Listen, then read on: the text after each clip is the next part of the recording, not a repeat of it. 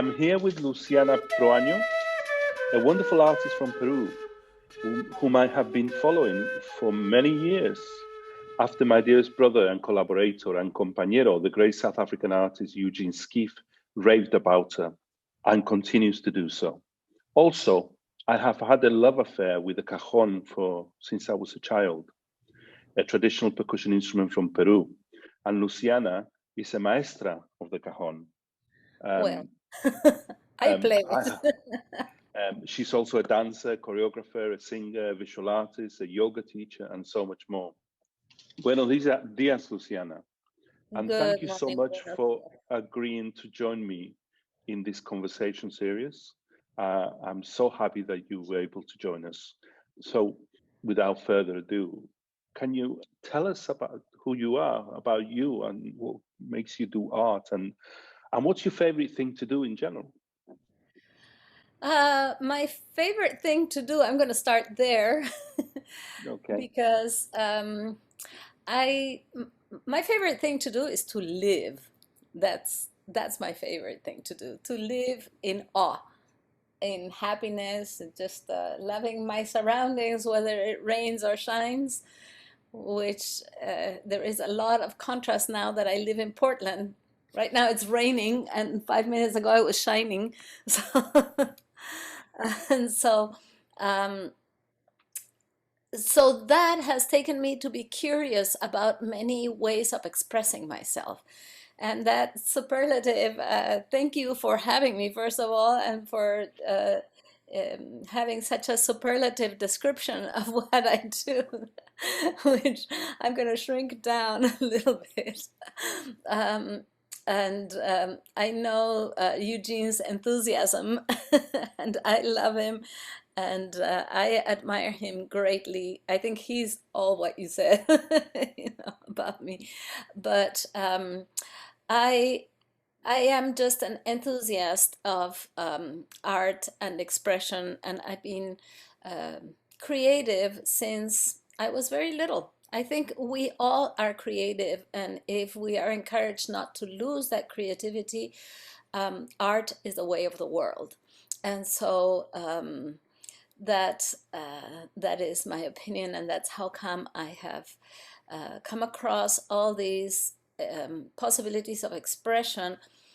Of I cannot say that I'm an expert in all of them, but I enjoy them, and I'm not shy about doing them, but I I think I do admire the people that dedicate to one and become super experts in that. So um, that's the resume I have to say about me. Yeah. I have heard people speak about your beautiful dancing and how emotive it is. I mean, I've seen the images, and images in dance are quite an interesting thing because they represent just a fraction of a moment, but sometimes they can speak so much. And I can see in that. I mean, there's a couple of photographs of you and Eugene, in fact, in a park in London, which have done the round so many times. In fact, Oh, really? I have an original photo because Really? you gave it to me. Yes, Oh my um, God. and it's beautiful. I mean, the essence of it is beautiful. So tell me, what inspires you? As I say, as a little girl, I was always in the creative moment, and I would get excited about many things, and was very physical. I was just a girl that moved. I never sat still in my desk. I never sat still there, but I was paying attention. And so the teachers were okay. My reports always say, well, she's never still. She's always talking, but she's answering all the questions correctly. So I think movement was my way of staying focused in the world. And maybe these days they would have called me ADHD or something like that, which I was fortunate not to be diagnosed and led to be free. And my dad would always listen to music. My family was musical. My brothers were always dancing and singing, and they were not playing instruments. My dad used to play violin when he was little, but then life took him a different way, and he had to stop.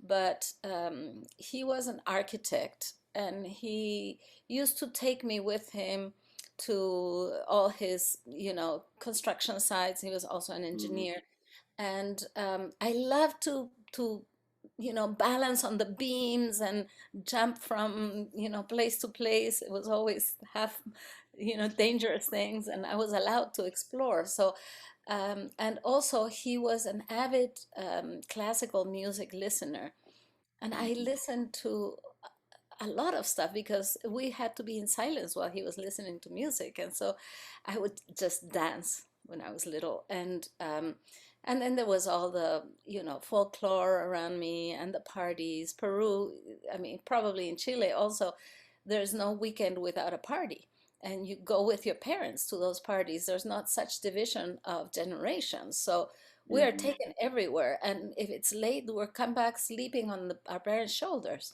And so we got, and there was always live music and whatnot. And so I think it was just in my blood to be moving and dancing.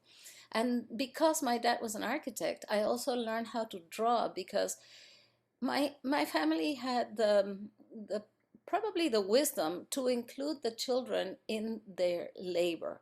So we became their apprentices in whatever they did.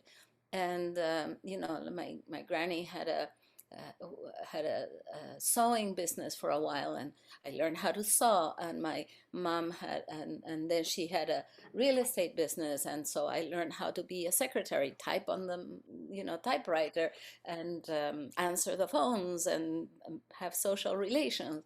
Then I did, I had to organize the openings for some galleries that my mom was selling. And so I summoned artists and I organized performances, and things like that just happened in my life. They came my way, and I took them all. And then my dad, as an architect, he had me draw his plans. So I learned mathematics and geometry, and to be able to develop the the roughs that he was giving me, and to put them into you know viewable copies of these Mm-hmm. projects. So it was a lot of learning while I was little, besides school. So, and I enjoyed it all. I enjoyed it, and uh, so I think that's what led me to be passionate about doing what I did. And then I was always learning ballet and dance, and it was not my language, so I wanted to improvise. I just wanted to be free. And I remember twirling in the curtains when I was little, doing the opposite things of what I was told. And there was one occasion when I was really young that was a main motivation for my dance, I think. And what it was Alicia Alonso, the Cuban prima ballerina, Mm.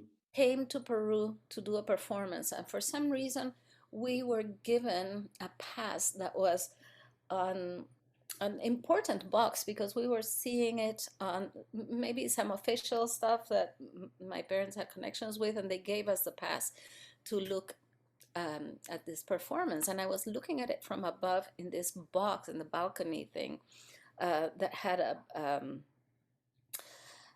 like a banister sort of, like it had like a wooden bar, just so that you did not fall off, from the box.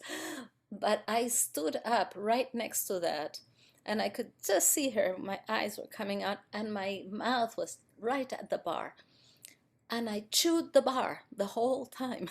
I left a mark on it, nobody noticed. But I was so enthralled with her dancing. But what I remember the most are her eyelashes. Her eyelashes, because it was where her passion was coming from.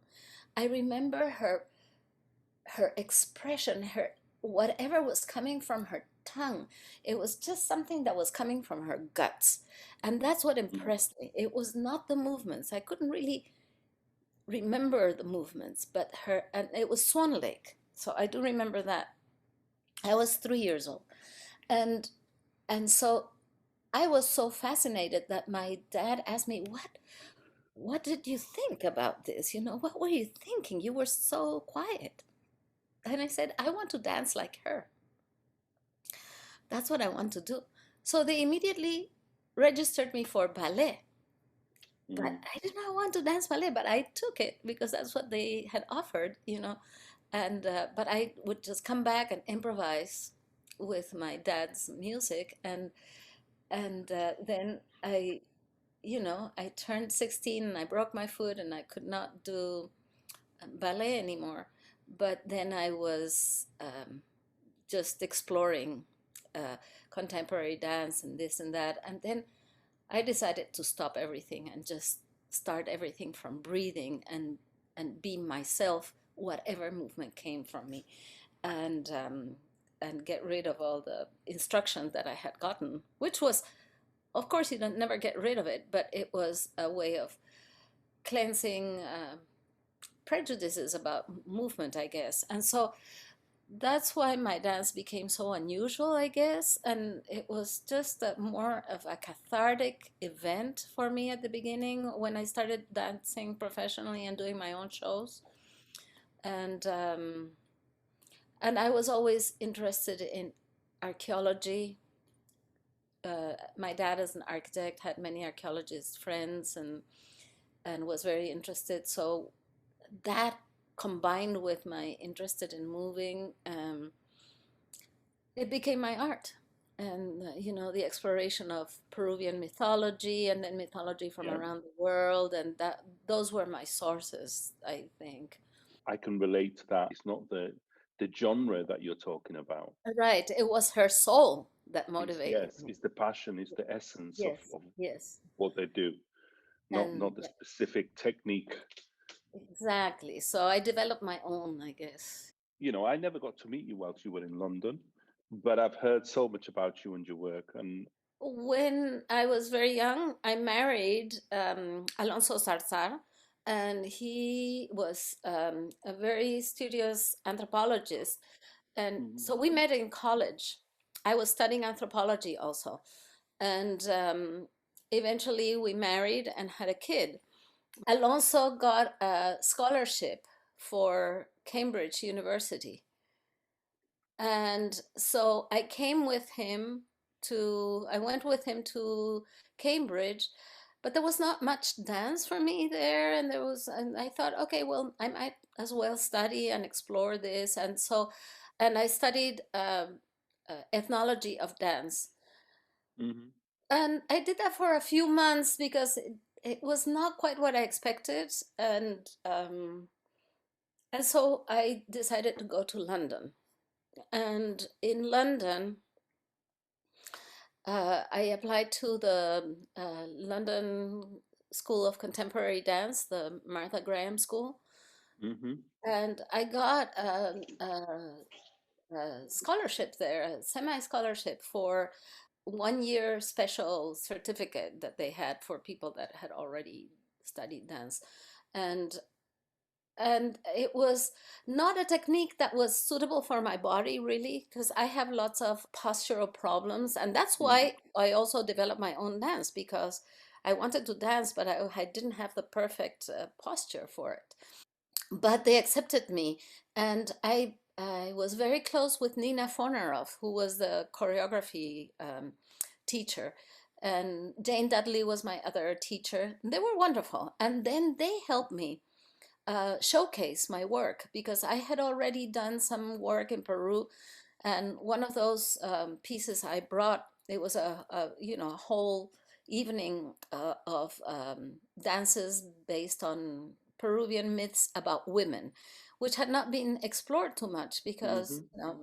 most of the myths that get promoted are the ones that have the male heroes, and so these I had, seen from the point of view of women. And so it was a multimedia. It was one of the first multimedias in Peru. It had, I used 16 millimeter film, 8 millimeter film, and slides that we worked with a friend to animate them. So we used like 5 different slide projectors and passed them really quickly so that it looked like an animation.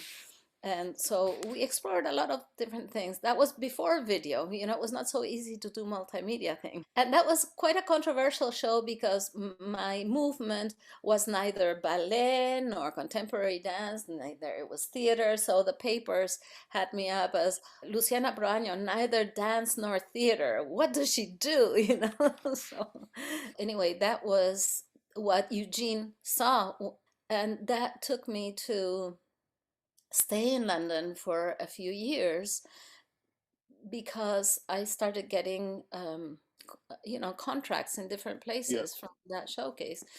And there is something in England and in Europe in general that does not happen in the States, is that theaters send and producers send scopes to see what's going on and to discover people.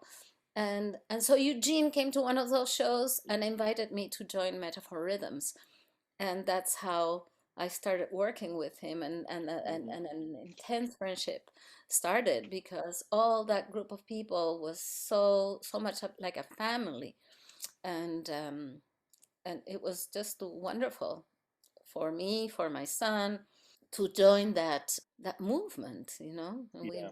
Mm. and then I didn't want to do anything else but be immersed in that life, which was playing music from when you woke up to after you went to sleep, because people kept playing around you. We all just went to the Yeah. shows together, crashed together. It was just a big tribe. One of the things that's kind of touched me, and one of the conversations I had with people is like I said to you before, for me, the cajon is one of the Mhm. most beautiful instruments. I played the cajon. The first time I played the cajon, I was about 7, and it stayed with me. I didn't touch it then again until I was an adult. Uh, Oh, um, I mean, I played a little bit in Chile. The cajon was there. I didn't know where it came from, anything. I just knew that it was this amazing thing, a box that you could actually, I know. tones used to come out and everything. I have seen various videos and things of you with students playing the cajon. Can you tell me a little bit about it and how it became part of your life? Well, as an improviser, I favored playing with, or I exclusively play with live musicians. So Mm, as a dancer, and that was one of the reasons that it was difficult for me to get into the dance world, because the dance world, the festivals and all that would not pay for my musicians to come with me. mm, They wanted my music to be recorded, and that was an impossibility for me because I needed the physical presence and the spontaneity of the musicians reacting to me and me reacting to them. So for me, dancing had to be a fresh and ephemeral moment, not something that it was canned and I had to. So that's why I didn't even look at my videos, and there's few videos of me, because I never cared really to document my stuff. Eventually, I kind of dwindled away from pushing to be, recognized within the dance world. So, but I also interpreted the music from what visual input it gave me. Not that I was looking at the musicians, but the sounds made me imagine things visually. I don't know if that makes so much sense. So my reaction was to see a landscape in a piece of music, for example, rather than listening to the beat. I was imagining the textures. I was feeling sensations and emotions, and that's what I expressed in my dance, regardless of of being in time, or respecting the whatever musical terms that had to be respected. And so I was a wild person, right? And I let myself be. And then I started, there was this famous cajon player in Peru. When I was doing my improvisations in Peru, I was doing them with Manongo Mujica, which maybe you know, Peru jazz, maybe has come to England a few times. And so Manongo had a player called Chocolate Algendones, who was, very influential in Manongo's music, and he was the master of the music for us. And he started playing with me on my shows also. And there was other people like Arturo Ruiz, who came to who studied in the London Conservatory, and he even was, decorated by the Queen. So Arturo Ruiz del Pozo was a great composer. I did things with him, with Manuel Miranda, other people like that in Peru. Miguel Flores, who composed the music for Mitos y Mujeres, and I felt, okay, well, I need to learn, because Chocolate would always mock me about the way that I was interpreting his music. He came, he played with me, but he was always mocking. And I love him for that. And so I started learning cajon from him.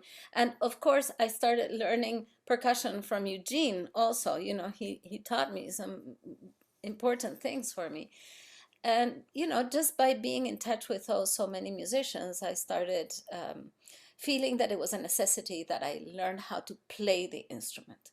Finally, just sit down and play it, and be true to it, and really understand what music was about. And then in my second marriage, I married a musician. He's a guitar player, and so combining the guitar and cajon was an important thing for me. And it changed my way of dancing. It really made my dancing much more joyous, rather than so emotional and sometimes cathartic and aggressive. It brought a lot of joy and much more freedom to my dance. And so that's why I started learning. And then eventually I started wanting to play more than to dance. So and then I wanted to start learning how to sing, and now I'm learning how to play the charango, and I'm just always learning, and I just like to learn things. So tell me, I'm coming close to just a couple of things. Um, Tell me about the effect that COVID has had on you, your work, and people around you. What is it like there? Uh, well, there's all sorts of responses, and I guess that depends on what your character is and how dependent you were on the outside world to be happy, Mm. And in my personal case, it seems to be that I am more of a homebody than I thought I was. So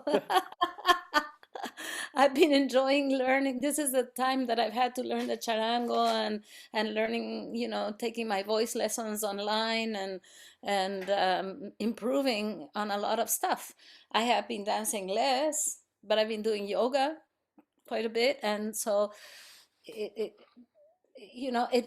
definitely has shortened our pocket because we stopped having gigs, but now we've made a tape. So, but through the whole year, now we've started to be called by the schools, but they want everything recorded. And as I was saying, for me, it's really hard to record, but we did a tape that is going to the schools, and they pay for the times that they watch it. So that's a good comeback to the income. Yeah.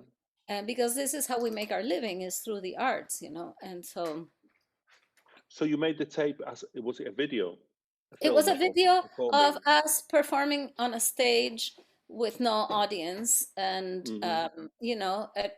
they wanted to be as if the children were hearing a live concert. So instead Yeah. of making a video that had all these images and it's super edited, it's more of a raw thing. And Yeah. it's It's quite an terrifying. interesting. It's It's quite an terrifying interesting thing. Yeah, because because I make we mistakes.